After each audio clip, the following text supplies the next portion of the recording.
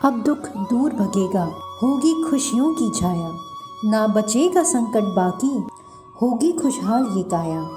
कोई कष्ट नहीं अब बाकी होगा, मेरा जीवन अब संवरेगा, दिन मेरे भी सुधरेंगे जब गुरुजी का आशीर्वाद मिलेगा।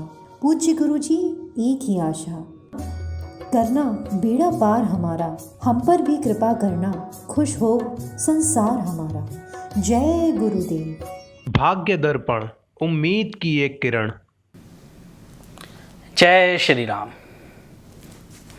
एक प्रश्न श्रृंखला की बहुत पहले हमने बात की थी कि अगर आपके भी शास्त्रों को लेकर के, हिंदू धर्म को लेकर के, हमारे वेदों, उपनिषदों, पुराणों को लेकर के आपके मन में कोई शंका है, प्रश्न है, तो आप हमें हमारी मेल आईडी पर ईमेल कर सकते हैं।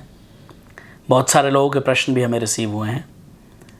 उसी श्रृंखला की पहली कड़ी की आज शुरुआत करते हुए आप सबका हार्दिक अभिनंदन। पहला प्रश्न हमारे पास आया है, सरिता सिंह लिखती हैं उज्जैन से। गुरुजी, इनका जो प्रश्न उन्होंने लिखा है, ये लिखती हैं, गुरुजी 33 करोड़ देवी देवता सनातन धर्म में बताए जाते हैं, असल में कितने ईश्वर हैं, कितने देवता हैं, हमें तो इस बात को लेकर के हमेशा कन्फ्यूजन रहता है, कृपया मार्गदर्शन कीजिए। जी, आपने बड़ा अच्छा प्रश्न किया और इस बात को लेकर आपको नहीं, बहुत सारे लोगों को कन्फ्यूजन्स होते हैं, बहुत सारे लोगों को परेशानियां रहती हैं, बहुत सारे लोगों के मन में शंका है। तो उसी शंका के निवारण के लिए स्पेशली इस कड़ी की शुरुआत हमने करी थी, जिसका आज पहला श्रृंखला का जो पहला भाग है वो आज बताने जा रहे हैं हम। अक्सर ये बात सुनने को मिलती है कि हिंदू धर्म में 33 करोड़ देवी देवता हैं। अगर मैं शास्त्रों की बात करूं, पुराणों की बात करूं, उपनिषदों की बात करूं, तो ना तो किसी उपनिषद में, ना किसी शास्त्र में, ना किसी पुराण में ये मिलता है कि भाई 33 करोड़ देवी देवताओं का वर्णन, और कोई बता भी नहीं पाता है। कितने लोगों से हमने भी ये प्रश्न किया, जो लोग कहते हैं कि भाई 33 करोड़ देवी देवता हैं, उन सबसे हमने पूछा कि आखिर किस वेद, किस पुराण, किस उपनिषद में इसका वर्णन मिलता है, तो किसी के पास कोई जवाब नहीं होता है। असल में सच्चाई कुछ और है। सच्चाई यह है कि हिंदू धर्म के शास्त्रों के अनुसार संपूर्ण सृष्टि को चलाने वाला एक ही ईश्वर है। वही शिव है, वही विष्णु है और वही ब्रह्मा है। जी हाँ, अब आप कहेंगे हमने तो आज तक 3 अलग अलग रूप देखे हैं। उस ईश्वर के अलग अलग कार्यों की वजह से उसे अलग अलग नाम दे दिया जाता है। सृष्टि का निर्माण करते समय वही ईश्वर ब्रह्मा कहलाते हैं। पालनकर्ता के रूप में अगर हम उन्हें देखें तो वही ईश्वर विष्णु कहलाते हैं, और वही ईश्वर जब सृष्टि का संहार करते हैं तो उन्हें हम शिव कहते हैं। जी हाँ, सनातन धर्म के जो प्रमुख ग्रंथ हैं, पुराण हैं, उपनिषद हैं, उनका बड़ा विशेष स्थान हमारे धर्म के अंदर है, सनातन धर्म के अंदर है। एक ईश्वर और उसके अनेक रूपों के बारे में भी इन्हीं उपनिषदों में विस्तृत रूप से वर्णन आपको मिलता है। उपनिषद के अनुसार ईश्वर केवल एक है और 33 उसके अलग अलग रूप हैं।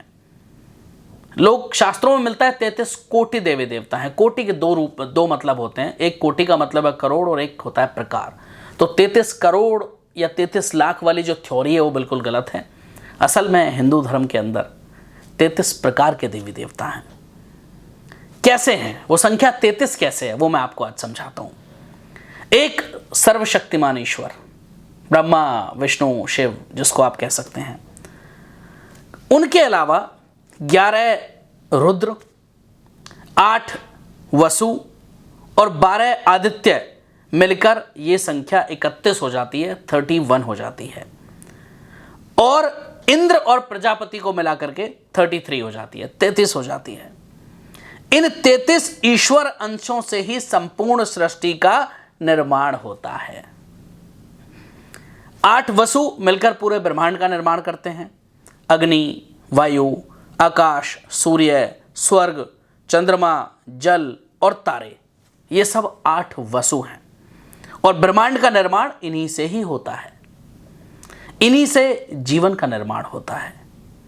हर चल अचल वस्तु इन्हीं 8 तत्वों से बनी है। 11 रुद्र कौन से हैं? मानव अंग और संवेदनाओं को मिलाकर के 10 रुद्र होते हैं।